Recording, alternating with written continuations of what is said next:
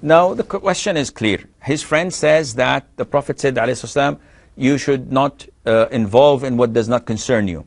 And maybe he's translating min husn Islam al-mar'i tarkuhu ma la ya'nih. It is a sign of a Muslim's true iman that he does not involve himself in what does not concern him. This is wrong. This falls into category when you go to someone's house and you say, where did you get this from? How much did you get? How big is your salary? How many children do you have? Are they married? Do they go to school? Do they give you problems? Does your wife smoke? These questions are none of your business, and you should not ask such questions.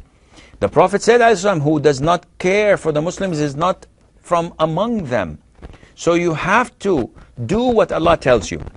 Now the three things that Dr. Shabir mentioned, that is dawah, jihad and khilafah. Akhi, khilafah is not for me and you.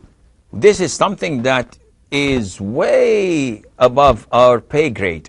So you don't even think of it for a second, because it's not of your concern. It's ridiculous to come to a 3-month-old child and try to train it to be a ballerina.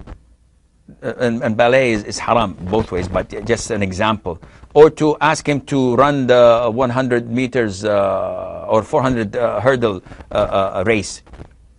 Khilafah is like this. It's on the top of the ladder. You should take step 1, 2, 3 until you reach 100, and then you may think of Khilafah. Jihad is the essence of Islam, the true jihad. But there are conditions, and among the conditions is, in the offensive jihad, that you have to have a ruler, a leader, a Muslim leader who would carry the flag and you fight under that flag, and at the moment we don't have this at all. May Allah Azza wa Jal grant us such a true Muslim leader that would unite the ummah. Defensive jihad, you have the green light. Anyone attacks your home, your country, kick his backside and kill him and kick him out.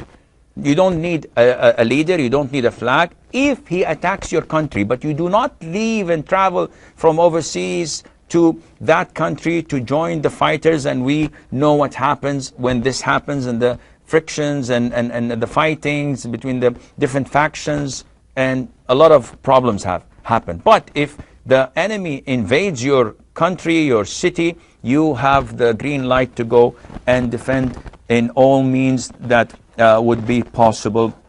Dawah is definitely the living thing that youngsters, old people, male and female can do.